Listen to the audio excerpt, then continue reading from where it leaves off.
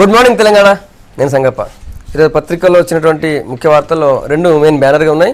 ఒకటి, నిన్న కాంగ్రెస్ నుంచి సీనియర్ నాయకులు ఎంపీ గుత్తా సుఖేందర్ రెడ్డి, తర్వాత మాజీ ఎంపీ వివేక్, మాజీ మంత్రి వినోద్, తర్వాత MLA Bhaskar Rao, CPI MLA Ravindra Kumar, వీరందరూ కూడా టీఆర్ఎస్లో చేరారు. దానికి సంబంధించినటువంటి వార్తని అన్ని పత్రికలు బ్యానర్గా తీసుకున్నాయి.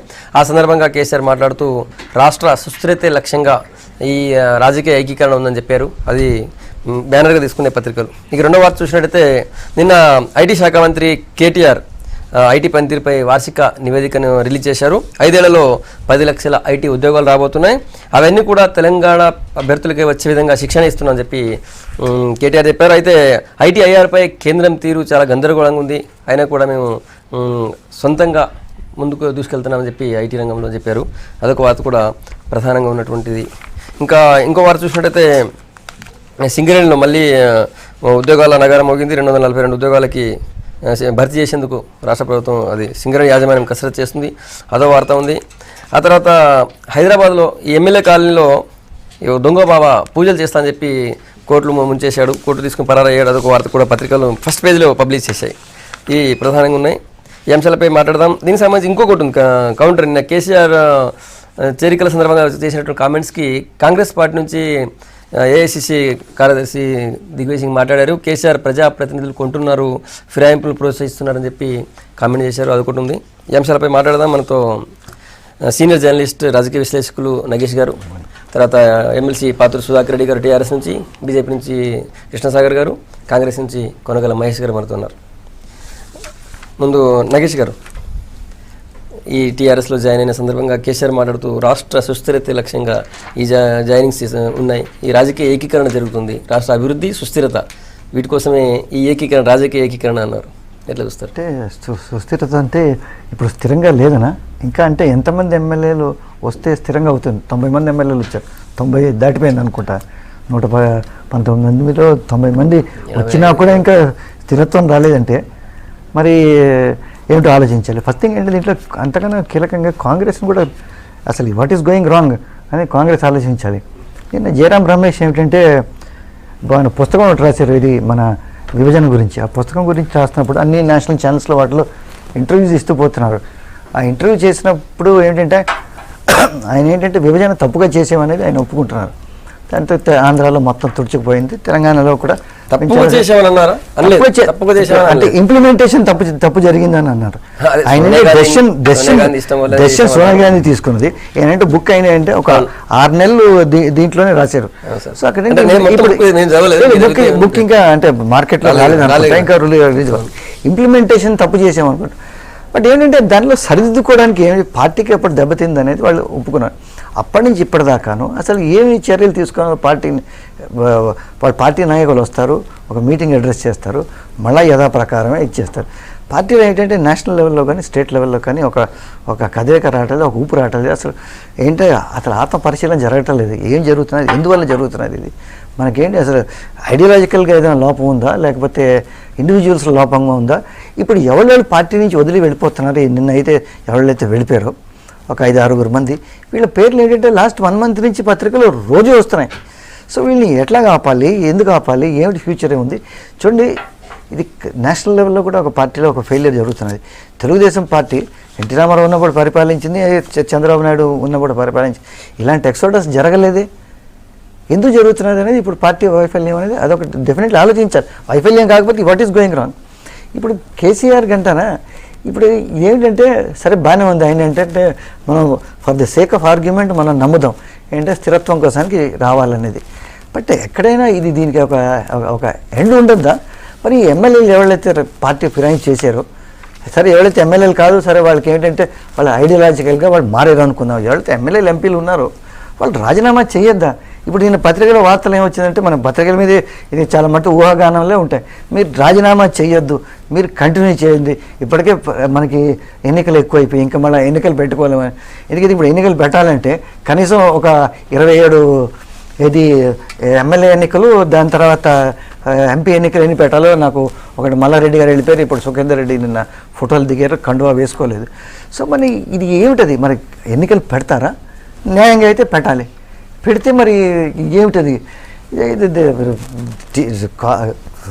టీఆర్ఎస్ మాత్రం తన ఆత్మస్థుతి చేసుకుని నమ్ముతున్నారేమో కానీ మేము కరెక్ట్ చేస్తున్నామని కొంతమంది ప్రజలు కూడా నమ్మచ్చు. బట్ ఏంటంటే కాన్స్టిట్యూషన్ ప్రకారం మాత్రం వీళ్ళు ఒక పార్టీలు ఉండి ఇంకో పార్టీలు ఫిరాయించి ఇదేంటంటే నేను ఇంకోటి చెప్తాను, ఇక్కడ మన దగ్గర స్పీకర్లు ఏంటంటే కొంచెం లీనియంట్ యాటిట్యూడ్ తీసుకుంటున్నారు. ఇది ఫిరాయింపులకి ఇది మర్జర్ కింద ట్రీట్ చేస్తారు. లోక్సభలో స్పీకర్ ఇప్పటిదాకా ఎవరు నేను అంత లీనియంట్గా చూడలేదు. వెంటనే ఈయన మారితే వెంటనే ఒక నిమిషంలో డిస్క్వాలిఫై అవుతారు. సో మరి వీళ్ళు రాజీనామా చేయాలి. ఎవరైతే మల్లారెడ్డి కానీ సుఖేందర్ రెడ్డి ఒక పార్టీలు ఇచ్చారు ఉంటాను. సో అది కరెక్ట్ వే. సుధాకర్ గారు చెప్తారు తర్వాత కృష్ణసాగర్ గారు మీరు ఎట్లా చూస్తారు? అంటే నిన్న జరిగింది కొత్త ఏం కాదు, ఇదే ఆఖరి కూడా కాదు, ఇది మొదటిది కాదు ఆఖరిది కాదు. ఎన్నిక కాకుండా ఉన్న ప్రజాప్రతినిధులు అంటే ఇంతకు ముందున్న ప్రజాప్రతినిధులు ఈసారి ఎన్నిక కాని ప్రజాప్రతినిధులు ఎవరైతే ఉన్నారో వాళ్ళు చేరడంలో తప్పేం లేదు. అంటే ఇప్పుడు ప్రజాస్వామ్యంలో స్వేచ్ఛ ఉన్నది. వివేక్ గారు కానివ్వండి, వినోద్ గారు కానివ్వండి, నరసింహరావు కానివ్వండి, ఇట్లాంటి లీడర్స్ అందరూ వాళ్ళు ఒక ఐడియాలజీని విడిచిపెట్టి ఒక పార్టీని విడిచిపెట్టి, ఎందుకంటే ఇప్పుడు కూడా రాజకీయ నాయకులు పార్టీ భవిష్యత్తును ఆధారపడి పార్టీలో కొనసాగుతారు. పార్టీకే భవిష్యత్తు లేదని కనిపిస్తున్నప్పుడు వాళ్ళు ఇంకొక పార్టీ సభ్యత్వం తీసుకోవడం కానివ్వండి, వాళ్ళ ఐడియాలజీకి పోవడం కానివ్వండి, వాళ్ళకి స్వతంత్రం ఉంది. అది ఎథికలా కాదా అన్నది వేరే విషయం, నేను ఆమోదిస్తాను. అంటే మనం ఒక సిద్ధాంతాన్ని నమ్ముకొని ఒక పార్టీకి వచ్చినప్పుడు ఆ పార్టీ పెరుగుతున్నా తరుగుతున్నా మనం దాంతో ఉండాల్సిన అవసరం ఉన్నది, ఆ సిద్ధాంతాన్ని కాపాడాల్సిన అవసరం ఉన్నది. ఎందుకంటే ఓన్లీ పవర్ కోసం వచ్చిన వాళ్ళు ఏం చేస్తారంటే ఒక పార్టీ మునుగుతా ఉన్నది అంటే దాని నుంచి ఒడ్డుకు వచ్చేస్తారు.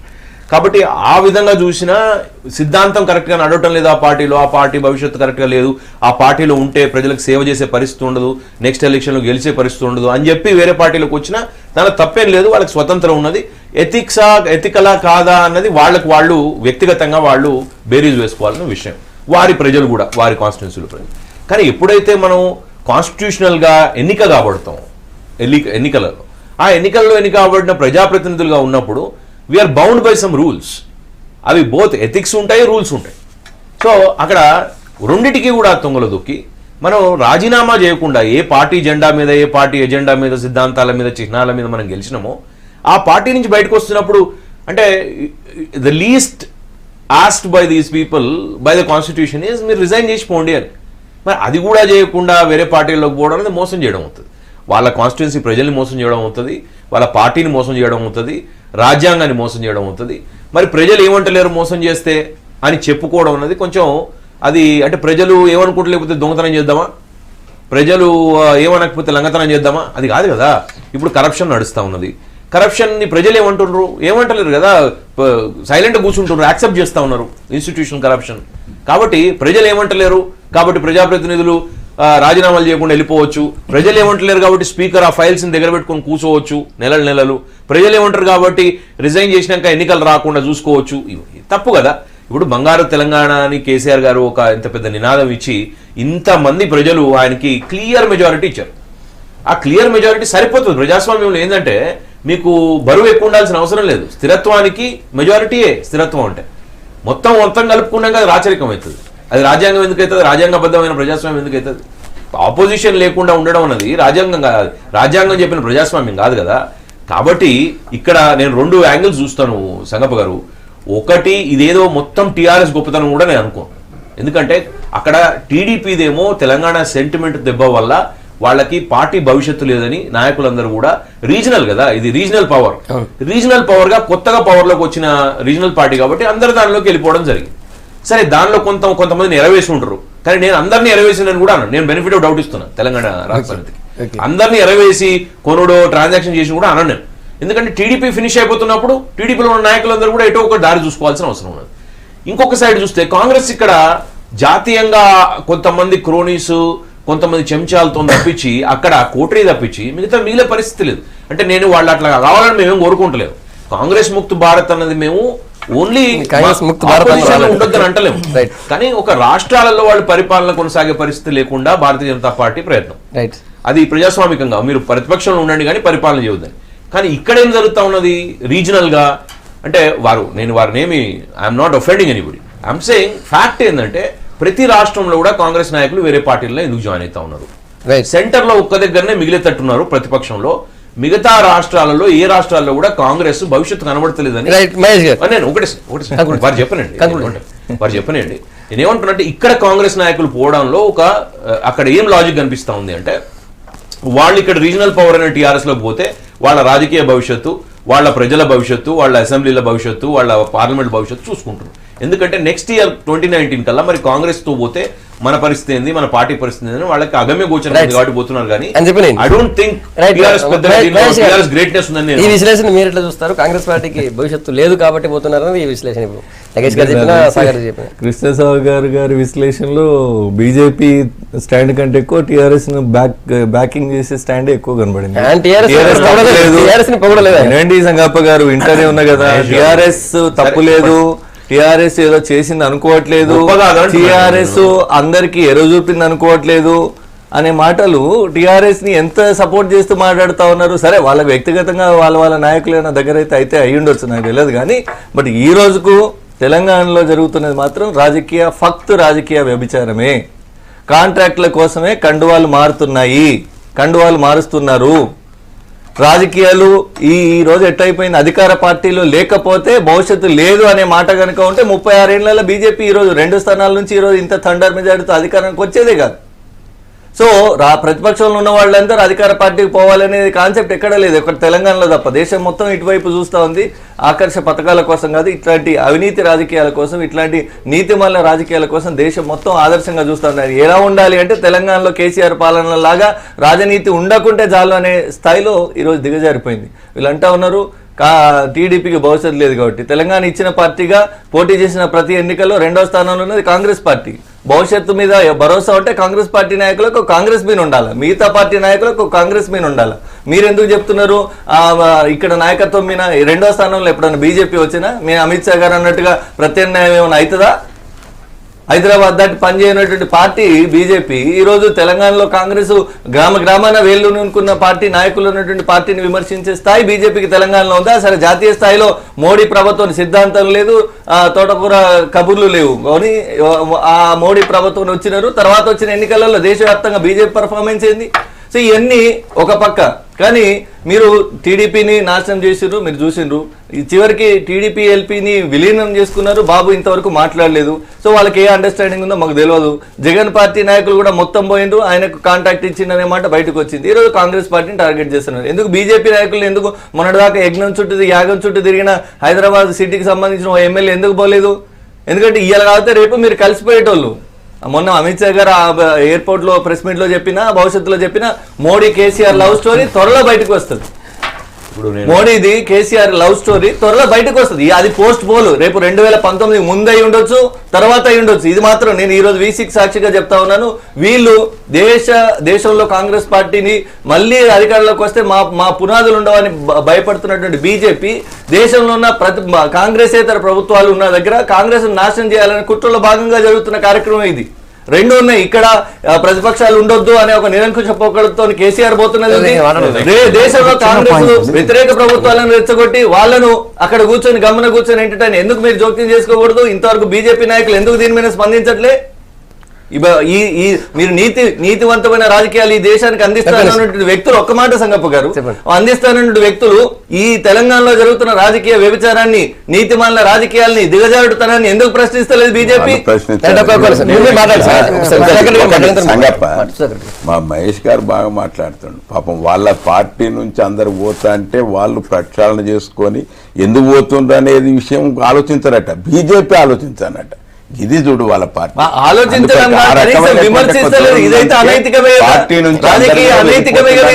విషయాన్ని గమనించాలి. రెండవ విషయం ఏమిటంటే టీఆర్ఎస్ పార్టీ కొత్త పార్టీ. రాజకీయంగా మా ముఖ్యమంత్రి చెప్పిండు, మేము ఇంతవరకు దాకా ఉద్యమ పార్టీగా ఉన్నాం, ఇప్పుడు రాజకీయం చేస్తాం, రాజకీయంగా నిలదొక్కునేటువంటి స్థిరత్వంగా ఉండేటువంటి ప్రభుత్వాన్ని ఏర్పాటు చేసుకుంటామనే మాట చెప్పినాం. కానీ మేము ఎప్పుడైతే కాంగ్రెస్ నాయకుడు ఎవరైతే బట్టి విక్రమార్క ఉన్నాడో ఆయన ఏమన్నాడు, ఈ ప్రభుత్వం ఉంటుందా, 2 రోజుల్లో కూలిపోద్ది అనేటువంటి ఒక మాట చెప్పాడు.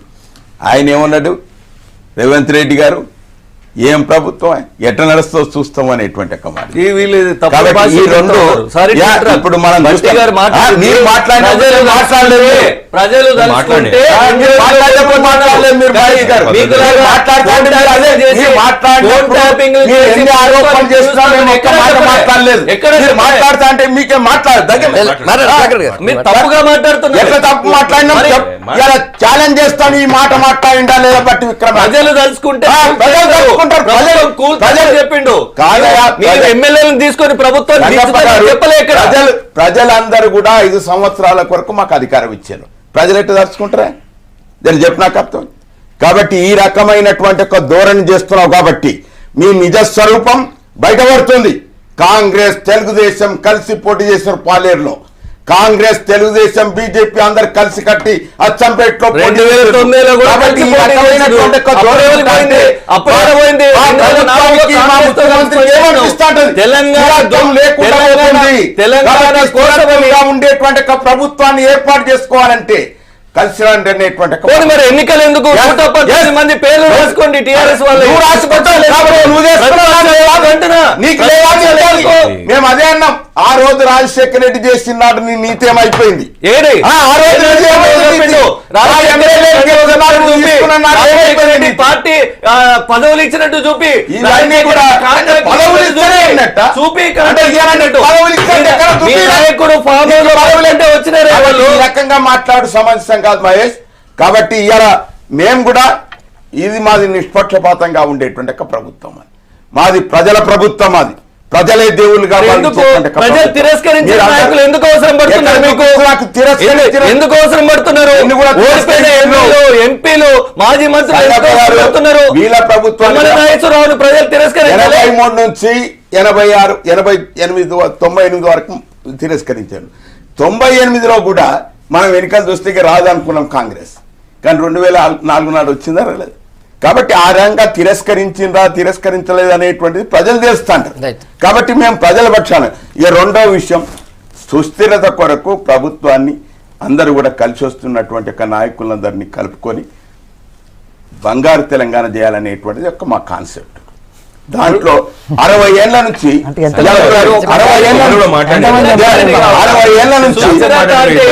ఏళ్ల నుంచి తెలంగాణ ప్రాంతం అంతా కొట్టబడ్డది. 60 ఏళ్ల నుంచి కడుపు కాలిపోతుంది ప్రజలది.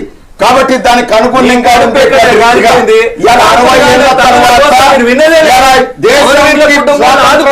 ఏళ్ల తర్వాత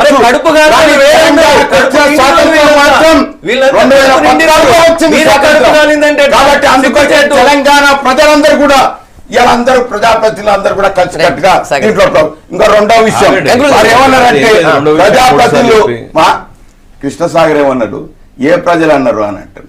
ఎస్, నిన్న రానుంటూ చూస్తా అంటది దేవరకొండ మీడియాల కూడా ప్రజలందరూ కూడా తండాలుగా వచ్చి వాళ్ళందరూ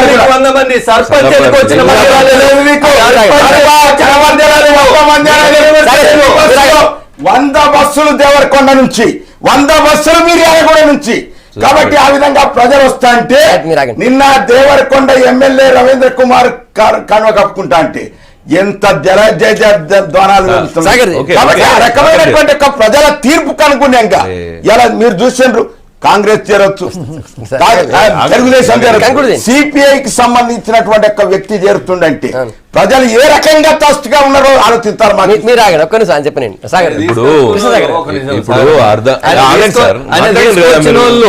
ఆయన కన్ను కప్పుతుంటే జై కొట్టకపోతే తీసుకొచ్చు 10 మంది తీసుకొచ్చి ఇప్పుడు ఇద్దరే మాట్లాడినప్పుడు ముగ్గురు పిలవాల్సిన కూడా అవసరం కూడా లేదు. ఇంతసేపు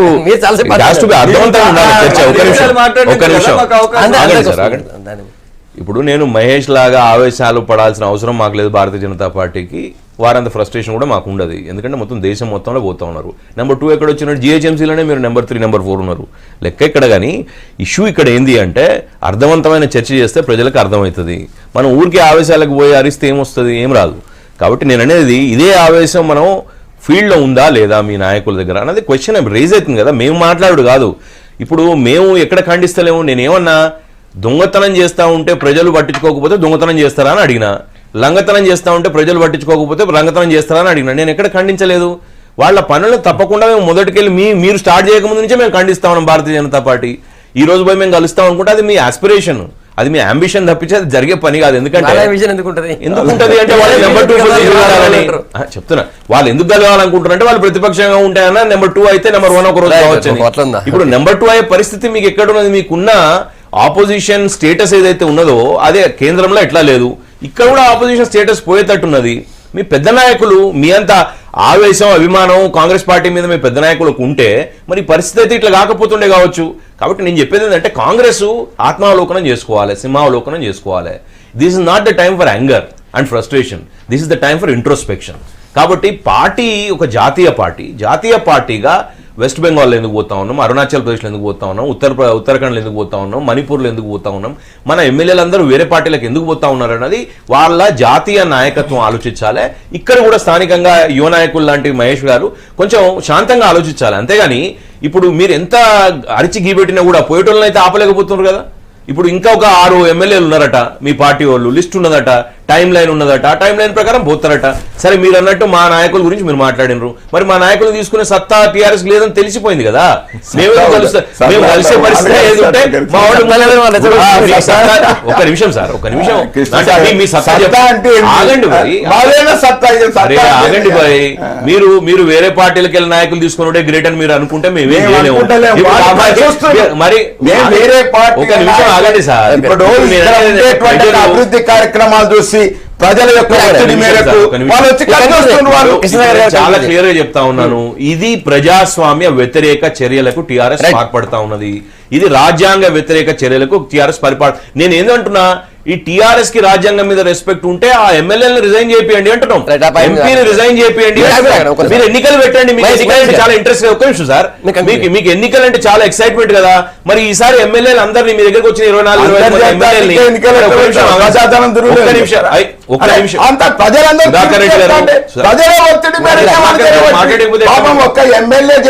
రెడ్డి గారు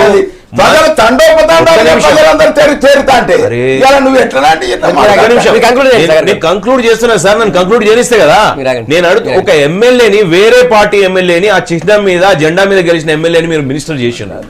ఈ రోజు మిగతా ఎమ్మెల్యేలు అందరూ రిజైన్ చేసి మీ కండు కప్పుకున్నోళ్ళు మరి ఏ విధంగా ఇది ప్రజాస్వామ్యం అంటారండి? మీరు ఎన్నికలకు పోవాల్సింది, ఇప్పుడు రాజీనామాలు యాక్సెప్ట్ చేయాలి. మేము డిమాండ్ చేస్తున్నాం స్పీకర్. సో సీఎం గారు కూడా నిజంగా సత్తా ఎందుకంటున్నా అంటే, సత్తా ఉంటే మీరు ఎలక్షన్స్ పోండి, ఎలక్షన్స్ పోయి మళ్ళీ నిరూపించుకోండి, 25 మందిని మీరు గెలిపించుకోండి. బీజేపీ నాయకులకు ఏమైపోయిందంటే, ఇక్కడ చెప్పమంటే దేశం అంతా నేను కూడా మాట్లాడగలుగుతాను, కానీ ఈ సందర్భంగానే ఆగుతున్నాను. దేశవ్యాప్తంగా జరుగుతున్న చర్చలకు నేను బోదలుచుకోలేదు. మన మిషన్ 7 స్టేట్లో అస్సాం తప్ప మిగతా ఎక్కడ సింగిల్ డిజిట్ దాటిన పాపను కూడా మనం పోలేదు. అవి మాట్లాడదాం. బీజేపీ పరిస్థితి ప్రజలకు కూడా కేరళలో ఒక సీటు, పశ్చిమ బెంగాల్లో 8, అస్సాం 6%, ఢిల్లీ, ఇవన్నీ ప్రజలు చూస్తూనే ఉన్నారు. వాటి గురించి చర్చ అనవసరం. ఇప్పుడు సంబంధించి కాంగ్రెస్ పార్టీని వీడే సందర్భంలో మా ఈ నిన్న చేయనటువంటి నాయకులు ప్రెస్ మీట్ పెట్టి తల్లి కష్టాల్లో ఉంది, లేదంటే ఆమె సోనియా గాంధీ దేవత, కానీ ఇక్కడ అంతర్గత కలహాల వల్ల వెళ్తా ఉన్నాం. ఈరోజు తల్లి కష్టాల్లో ఉన్నన్ని రోజులు ఫ్రూట్స్ ఎంజాయ్ చేశారు. గుత్తా సుఖేందర్ రెడ్డి గారిని చూస్తే ఒక రాజకీయ పార్టీ ఎవరికి టికెట్లు ఇవ్వద్దో అంటే క్రైటీరియాని గుర్తని చూపించాల్సిన అవసరం ఉంది. అంటే అధికారంలో ఏ పార్టీ ఉంటే ఆ పార్టీకి పోవాలి, టికెట్ తెచ్చుకోవాలి, పనులు చేసుకోవాలి, వెళ్ళిపోవాలి. ఆ కార్యక్రమం ఈ రోజు కూడా జరుగుతుంది. ఒకవేళ ఒక్క మాట, పార్టీకి ఆ పరిస్థితి ఎందుకు వచ్చింది అంటే, స్టాన్స్ లాయల్టీ ఉన్న, కమిట్మెంట్ ఉన్న కాంగ్రెస్ కార్యకర్తలకు సీట్లు ఇవ్వకపోవడం కూడా కాంగ్రెస్ పార్టీ. గుత్తా సుఖేందర్ రెడ్డి స్థానంలో ఎవరైనా కాంగ్రెస్ నిజాయితీ గల కార్యకర్తకి ఇచ్చింటే ఈ రోజు ఆయన పార్టీని పట్టుకుని ఉండేవాడు. గుత్తా సుఖేందర్ రెడ్డి కాబట్టే పార్టీ మారిపోతున్నాడు. ఎందుకు? ఆయన టీడీపీలో అధికారంలో ఉన్న రోజులు ఆడున్నాడు, తర్వాత కాంగ్రెస్ అధికారంలోకి వస్తుంది. ఆయన కొంచెం రాజకీయ అంచనాలు బాగానే తెలిసినట్టునే కాంగ్రెస్ 10 ఏళ్ళు కాంగ్రెస్ లో ఉన్నాడు, అధికారంలో ఉన్న రోజులు ఈ రోజు టీఆర్ఎస్ కి పోతా ఉన్నారు. వాళ్ళ సంగతి పక్కన పెట్టండి. గెలిచినటువంటి పార్టీ సింబల్ మీద గెలిచినటువంటి గుత్తా సుఖేందర్ రెడ్డి గానీ, భాస్కర్ రావు గానీ, మిగిలిన రవీంద్రరావుకి సిపిఐ ఎట్లాగో సస్పెండ్ చేసింది, వాళ్ళకు ఏమిస్తారో చూడాలి. వీళ్ళు మాత్రం రిజైన్ చేసి మళ్ళీ పోటీ చేయాల్సిన అవసరం ఉంటుంది. కాంగ్రెస్ పార్టీ సోనియా గాంధీ ఫోటోతో గెలిచిన మీకు టీఆర్ఎస్ కండువా కప్పుకున్న తర్వాత ఆ పదవుల్లో కొనసాగే నైతిక హక్కు, అర్హత మీకు లేదు, మీరు కోల్పోయినరు. ఆ ఎన్నికల్లో మీరు కనుక గెలిస్తే, ఇప్పటికే మా కోమటిరెడ్డి గారు సవాల్ చేసి ఉన్నారు, ఆ ఎన్నికల్లో కనుక మీరు గెలిస్తే పూర్తి నా ఎమ్మెల్యే పదవి వదిలేసి చేసి రాజకీయ సన్యాసం కోమటిరెడ్డి చేస్తామని గారు ఉంటారో అది పోతారో ప్రూవ్ చేసుకోవాల్సింది. ఈ సవాళ్ళు విసిరేటోళ్ళు ఉంటారో పోతారో తెలుస్తలేదు. వాళ్ళు యాగాలకు తిరిగిందా, యాగాలకు యజ్ఞాలకు తిరిగిందా, వాళ్ళు ఏమైనా కండువాలు కప్పు సంబరపడ్డారా, చీరలు సారీలు పెట్టుకొని సంబరపడుతున్నారా, ఎందుకు మాట్లాడతారండి, ఎందుకు మాట్లాడతారు? చీర సారాలు పెట్టుకొని తిరుగుతున్నారు. మహేష్ గారు మీరు ఇది నేషనల్ పర్స్పెక్టివ్లోనే చూడాలండి, మీరు ఐసోలేషన్లో చూడలేరు. ఇది ఎందుకు చెప్తున్నానంటే నేషనల్ లెవెల్లో మీరు చూస్తే ఎందుకంటే ఒక నేషనల్ ట్రెండ్ ఉంటుంది. ఎక్కడైతే కాంగ్రెస్ రీజనల్ పార్టీస్తో ఫైట్ చేస్తున్నదో చాలా సివియర్గా దెబ్బతింటున్నది. మీరు తమిళనాడులో చూడండి, లేకపోతే ఆంధ్రాలో చూడండి, లేకపోతే కాశ్మీర్లో అక్కడ పీడీపీ రీజనల్ పార్టీ ఎక్కడైతే బీజేపీతో ఫైట్ చేస్తున్నారో బీజేపీతో అక్కడ టైట్గా ఉంటారు. రాజస్థాన్ వేరే స్టేట్స్ ఉన్నాయి, అక్కడ కాంగ్రెస్ స్ట్రాంగ్ ఉంది. సో ఏంటంటే కాంగ్రెస్ ఏమిటంటే తన స్ట్రాటజీ ఏమిటో ఆలోచించాలి. ఇది నేను అంటుంది కాదు, జయరాం రమేష్ నిన్న మళ్ళీ ఇంకోసారి చెప్తున్నాను, కాంగ్రెస్ ఈజ్ ఇన్ క్రైసిస్ అన్నారు. ఇంకోటి అమరీందర్ సింగ్, మీకు అంత పెద్ద పెద్ద నాయకులు వీళ్ళంతా చోటమోట నాయకులు కాదు. అమరీందర్ సింగ్ ఏమన్నారు, మీరు ఆంధ్రాలో జగన్తో కలిసి ఉంటే మీరు కాంగ్రెస్లో గెలిచేవాడిని. సో మీ స్ట్రాటజీ ఏమిటి? అస్సాంలో మీరు హేమంత్ శర్మావత్ అంటే అతనితో కలిసి ఉంటే మీరు గెలిచేవాడిని. So something is wrong with Congress strategy. ఇప్పుడు వీరు అంటున్నారు ఏమిటంటే అసలు మాకు 100 బస్సులు వచ్చేస్తున్నారు, 50 బస్సులు వస్తున్నారు అంటే 2014 తీర్పు మీద మీకు నమ్మకం లేదా? అంటే మీ మాట నమ్మాలా, ఎలక్షన్ కమిషన్ మాటకి నమ్మద్దా? ఖర్చు అంటారు, పత్రికల్లో చూశాను నేను, ఖర్చు అయిపోతుంది అంటున్నారు. మీరు 2000 నుంచి 2014 దాకా మీ వల్ల ఎన్ని ఉప ఎన్నికలు వచ్చాయండి? కేసీఆర్ వల్ల ఎన్ని ఉప ఎన్నికలు? దాని గురించి ఇప్పుడు తెలంగాణ కాదు, తెలంగాణ రాష్ట్ర ఉద్యమంలో భాగంగా కాన్స్టిట్యూషన్ ప్రకారం రాజీనామా చేయాలి. మాకు అన్నిటికన్నా ముఖ్యం తెలంగాణ రాష్ట్రం. కాబట్టి తెలంగాణ రాష్ట్రం కొరకు ఎన్నిసార్లు రాజీనామా చేస్తాం. అదే మా లక్ష్యం. మాకు వేరే లక్ష్యం లేదు. ఎన్నికైంది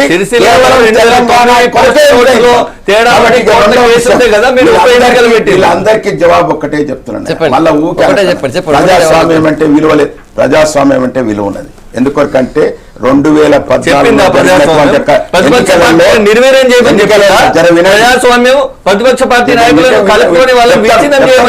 ప్రజాస్వామ్య విలువలు ఉన్నాం కాబట్టి ఆ రోజు 2014 ఎన్నికలలో మేము వస్తామన్నట్టుగా లేదు. ఎందుకంటే అన్ని పార్టీలు, ఎందుకంటే అంతకుముందు కూడా మేము అన్ని పార్టీలు కూడా తెలంగాణ కొరకే పోరాటం చేసినాం అన్నీ. కాబట్టి 2014 ఎన్నికల్లో మాకు విజయాన్ని సాధించాం. కాబట్టి వచ్చిన తర్వాత మా ముఖ్యమంత్రి గారు ఇప్పుడు మాత్రం 60 ఏళ్ళ స్వాతంత్రం ఇప్పుడు వచ్చింది మనకు. కాబట్టి ఇప్పుడు వచ్చిన తర్వాత ప్రజలమందరం కలిసికట్టుగా ఎట్లయితే జవహర్లాల్ నెహ్రూ పిలిపించిండో ఆ పిలుపుని కనుగొనగానే మా కేసీఆర్ గారు పిలుపు ఏ పార్టీలో ఉండి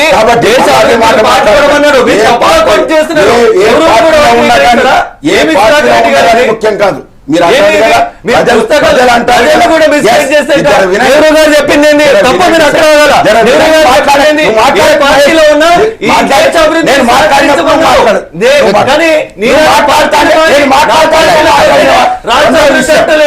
ఎన్నికలు ప్రజలే అంటున్నారు కదా.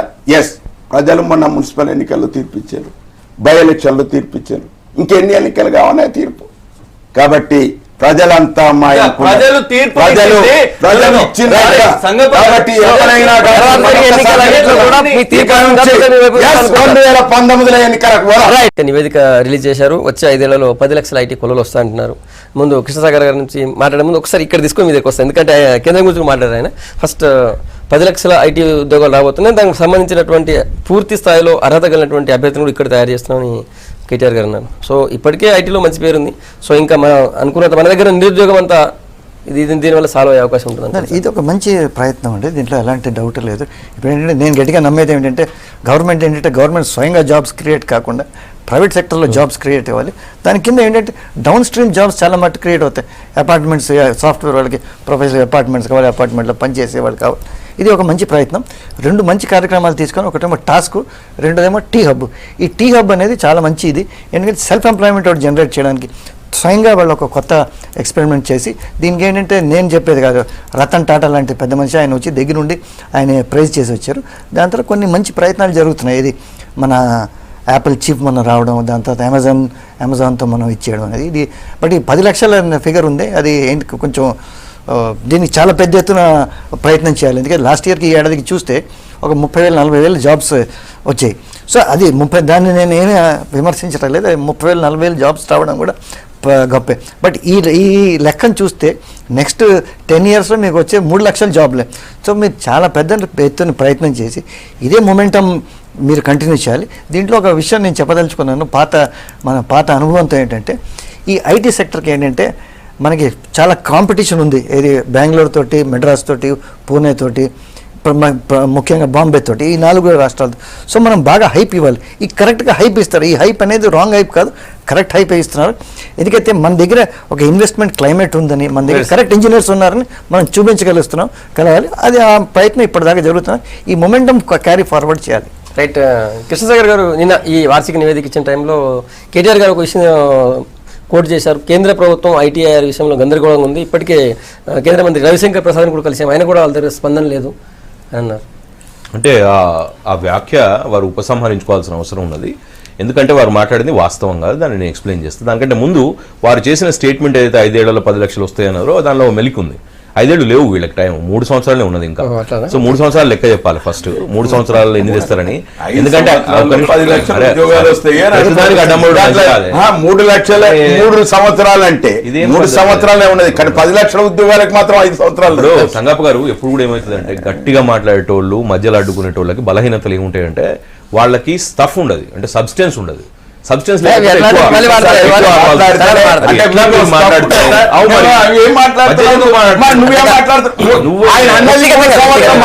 మా కాలంలోనే 5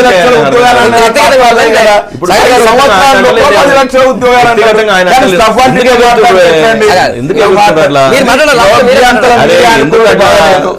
ఎదుటి వాళ్ళని కూడా మేము మనసులో అట్లా మాట్లాడకూడదు. మరి ఎవరు మాట్లాడారు?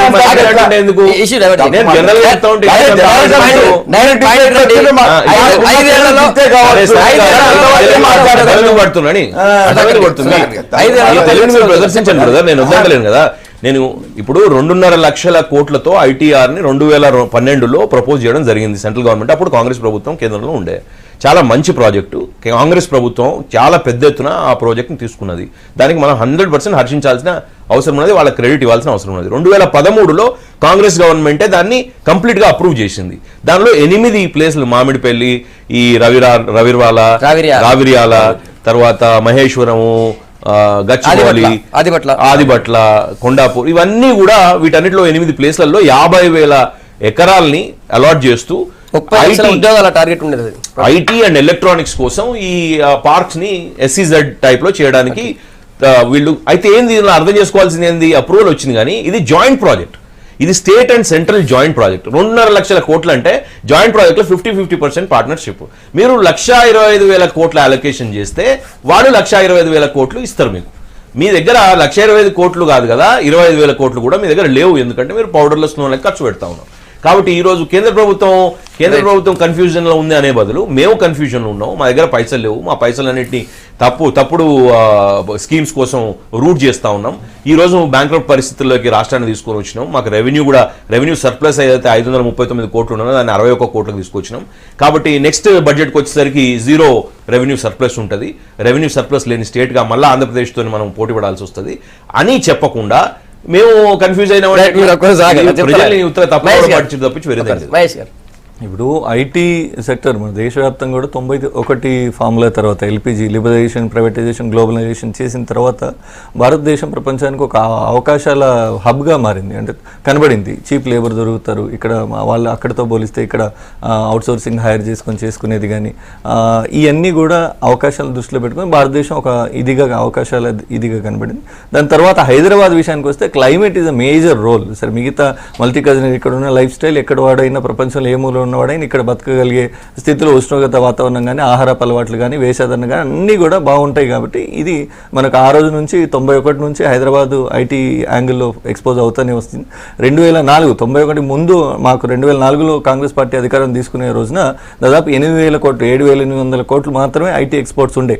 అదే కాంగ్రెస్ పార్టీ మళ్ళీ 2014లో టీఆర్ఎస్కి అధికారం ఇచ్చే రోజున 37,000 కోట్ల చిల్లర ఐటీ ఎక్స్పోర్ట్ చేయగలిగినట్టు, అంటే దాదాపు ఒక 500% ఐటీ ఎక్స్పోర్ట్స్ పెంచిన ఘనత కాంగ్రెస్ పార్టీకి ఉంది. ఇందాక కృష్ణసాగర్ గారు చెప్పినట్టు నేను ధన్యవాదాలు చెప్తా ఉన్నా. అది తో పాటు ఇన్వెస్ట్మెంటే కాదు, అంత పెద్ద పైలట్ ప్రాజెక్ట్ తీసుకోవటమే కాదు, మీరు చెప్పినట్టు 30 లక్షల ఉద్యోగాలంటే మరో హైదరాబాద్ సృష్టించగలిగే సామర్థ్యం ఉన్నటువంటి ప్రాజెక్ట్ అది. దాన్ని సహజంగానే ఐటీ మంత్రిగా ఆయన ప్రమాణ స్వీకారం చేసిన తర్వాత కేటీఆర్ గారు ఒక 6 నెలలు చెప్పిందే చెప్పి ITIR, ఫ్రీ వైఫై ఇవన్నీ కూడా చాలా ప్రచారం చేశారు. ఇప్పుడు అవి ప్రజలకు గుర్తుంటాయి. నాకు తెలిసి కేటీఆర్ గారు కూడా మర్చిపోయి ఉంటారు. నేను ఏదో సందర్భం వచ్చింది కాబట్టి మళ్ళీ గుర్తు వచ్చినట్టుంది ITIR. కానీ ఈ మధ్య కాలంలో ఎక్కడ ఆయన 6 నెలలు, మొదటి 6 నెలల తర్వాత ఈ సంవత్సరంలో ఎక్కడ మాట్లాడలేదు సార్. అంటే వాస్తవాలు ఇవన్నీ కూడా. వాళ్లకు ఆడ కరెంటు లేదు, ఆడ మినిమము ఇన్ఫ్రాస్ట్రక్చర్ ఇవ్వాలి కదా, కరెంట్ ఇవ్వాలి, నీళ్లు ఇవ్వాలా, మురుగునీటి అవసరాలు తీర్చాలా, అప్పుడే కంపెనీలు వచ్చి పెడతాయి.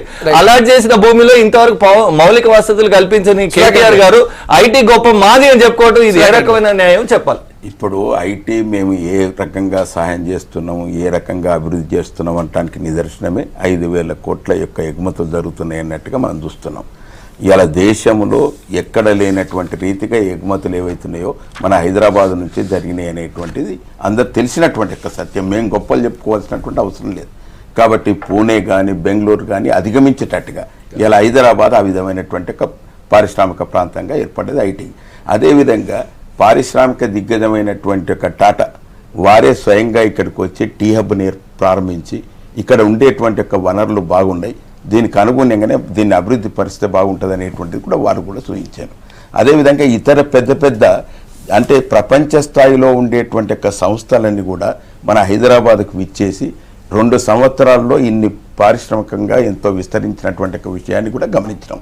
ఈ 2 సంవత్సరాల్లోనే ఎన్నో ఉద్యోగాలు సాధించినటువంటి ఒక విషయాన్ని చూసినాం. కాబట్టి ITIR ఏదైతున్నదో ప్రాజెక్టు కాంగ్రెస్ ప్రభుత్వం మంజూరు చేసినప్పటికీ కూడా దానికి అనుగుణ్యంగా ఉండేటువంటి ఒక కేంద్ర ప్రభుత్వం ఏదైతున్నదో సరి అయిన సహకారం అందిస్తలేదు. అయినప్పటికీ కూడా మేము 3,000 కోట్లు కావాలి అని అడిగినాం. వారు అన్నట్టుగా మేము పెద్ద లక్షల కోట్లు ఏం అడగలే. 3,000 కోట్లు ఇచ్చినట్టయితే దానికి అనుగుణంగా ఇంకా బాగా విస్తరించడానికి అవకాశం ఉంటుంది. ఇలా తెలంగాణ ప్రాంతంలో ఉండేటువంటి యొక్క ఎవరైతే ఉత్సాహకులు ఉన్నారో వారందరికీ కూడా ప్రోత్సాహం కల్పించినట్టయితే దీంతో వారికి శిక్షణ కల్పిస్తాం. దానికి అనుగుణంగా ఉద్యోగాలు మా ప్రాంతంలో ఉండేటువంటి ఉద్యోగాన్ని మా ప్రాంతం వారికే లభించేటువంటి అవకాశం ఉంటుందని 3,000 కోట్లు అడిగితేనే దానికి అనుగుణంగా 60 కోట్లు ఇస్తారు. కాబట్టి దానికి అనుగుణంగానే ఆ ప్రాతిపదిక మీదనే రామారావు గారు మాట్లాడిండ్రు తప్ప వేరే ఉద్దేశంతో అయితే మాట్లాడలే. మీరు అన్నట్టుగా ఏదైతే ఆ ప్రాజెక్ట్ ITIR ప్రాజెక్టుకు ఎంతనైతే భూమి కావన్నా అంత భూమికి సదుపాయాలు కల్పించినాం. దానికి అనుగుణంగా ఉండేటువంటి సౌకర్యాలు మెరుగుపరుస్తున్నాం. అందుకొరకే ఇవాళ ఇవన్నీ కూడా వచ్చేటువంటి ఏర్పాటు వచ్చింది. ఇవాళ మీరు ఎన్ని మెగాదాన్ ఇంత పెద్ద ప్రాజెక్టులు వస్తా అంటే దానికి అనుగుణంగా చూస్తా అంటారు. వారు చెప్పింది చాలా తక్కువ, అంటే వారు చెప్పిన ఎక్స్పోర్ట్స్ చాలా తక్కువ. 5,000 కోట్లు 36,000 కోట్ల దాకా 5,000 కోట్లు ఈ సంవత్సరం పెరిగిందంట. కానీ మన నెంబర్ 1 కాదు, నెంబర్ 1 కావాలని కోరుకుంటున్నాం. ఆ 10 లక్షల జాబ్స్ 4 లక్షల ఎన్ని లక్షలు 10 లక్షల జాబ్స్ రావాలని కోరుకుంటున్నాం. ఐటీ మినిస్టర్ గారు మంచిగా పనిచేయాలని కోరుకుంటున్నాం. కానీ యూనివర్సిటీస్ అన్ని షట్ డౌన్ చేసి మీరు స్కిల్స్ ఎట్లా డెవలప్ చేస్తారన్నది మాత్రం ఒక ప్రశ్న.